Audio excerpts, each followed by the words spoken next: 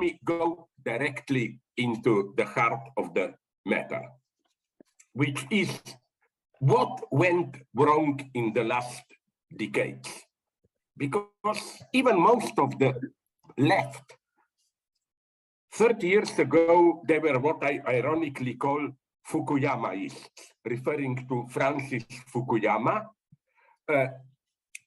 believing that the order that we have now, liberal democratic capitalism, is not the best in an abstract sense, but realistically the best possible.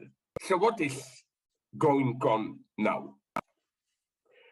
So-called, I don't celebrate it, European civilization, we all know, began with a poem, Homer's Iliad, which this poem opens with a line about rage, wrath. Here is the usual translation.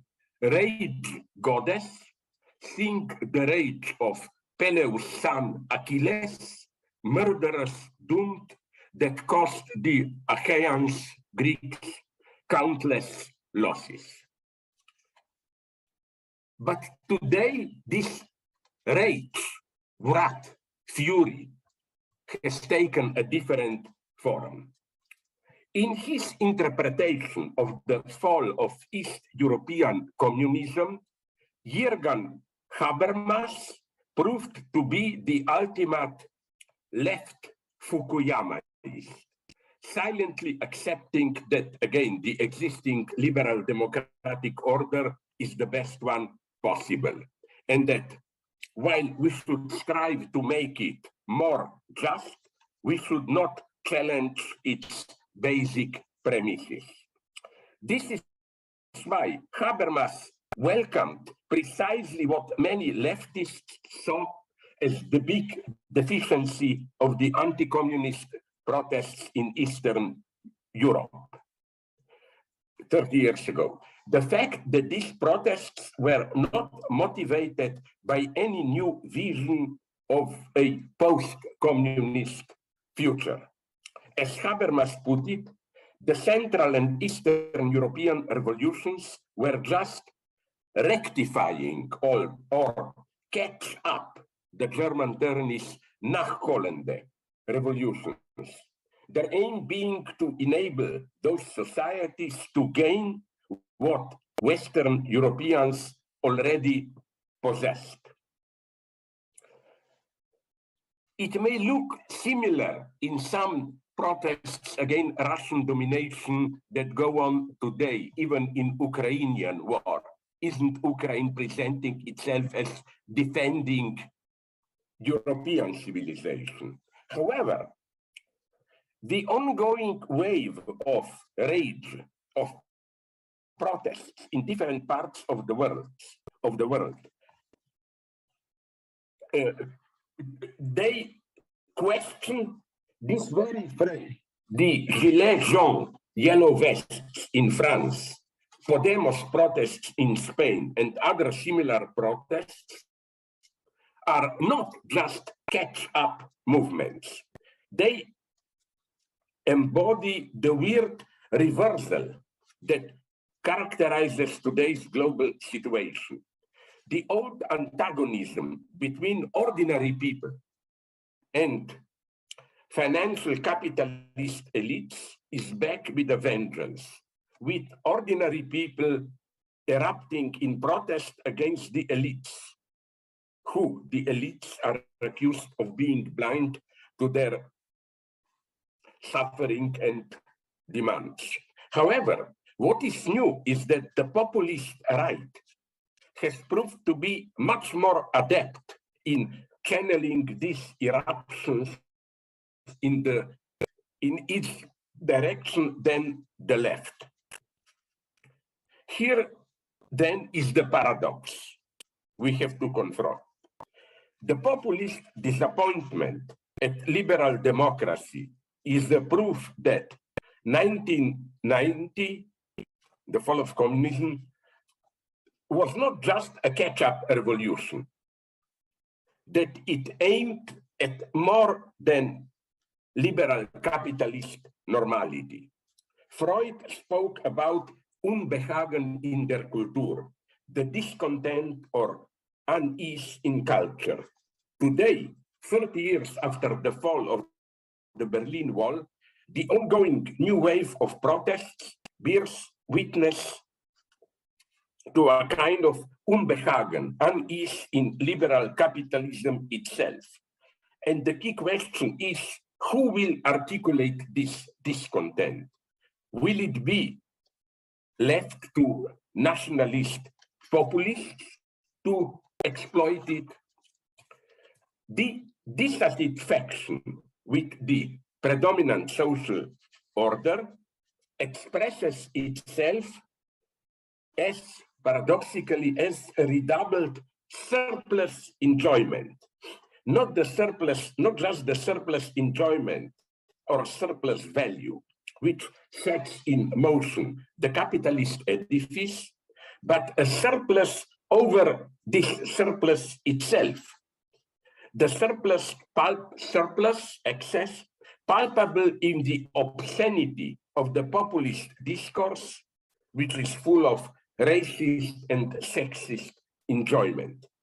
We are learning the hard way that the attempt of European modernity to abolish traditional forms of authority and domination, father of the family, political master, and to install secular democracy, more or less is failing.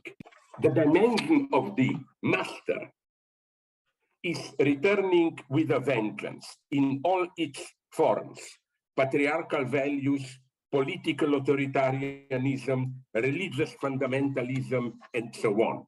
So, what is going on? Recall the well-known answer.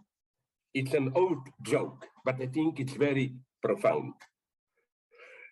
The well-known answer of the members of an Aboriginal tribe to a white explorer who visits them for the first time and asks them, "Are there still cannibals among you?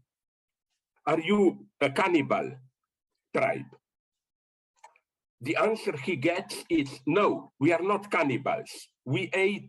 Last week we ate the last cannibal." What's the lesson of this joke? If a civilized, non-cannibal community is constituted by its members eating the last cannibal, that community could never be constituted if that last act of cannibalism is labeled as such, as a criminal act. So, between so-called barbarism and the rule of law, civilization, we need a moment which should become invisible. A moment of, let's call it, sacred violence, when people or their leaders eat the last cannibal. You know where you can see this same paradox at work very clearly? In United States, in the passage from barbarism to modern legal order in the so-called Wild West, as we know it from Western films. This passage was accomplished through brutal crimes, through eating the last cannibals, and legends were invented to obfuscate these crimes. This is what John Ford, the biggest Western movie director, indicated in his famous line: "When the legend becomes fact, print the legend." Legend becomes fact, not in the simple sense of factual truth, but in the sense that it becomes an immanent constituent of the actually existing order, so that rejecting it amounts to the disintegration of this order.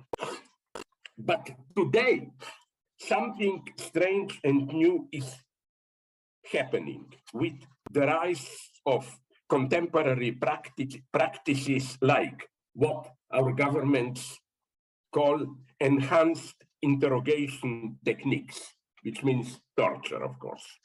Modern illegal state violence, or more generally, illegal or extra-legal practices supported and enabled by the legally existing apparatuses of power could be seen as acts repeating the illegal, mythic, prehistorical constitution of state power. The eating of the last cannibal is repeated again and again. And Julian Assange, I think, is something like our Antigone from Sophocles' play. He is, for a long time, kept in the position of a living dead, isolated in a solitary cell, with very limited contacts with his family and lawyers, with no conviction or even official accusation, just waiting for the extradition. Because he made public the obscene dark side of the United States policy. He didn't just inform the secret services of the opposite side.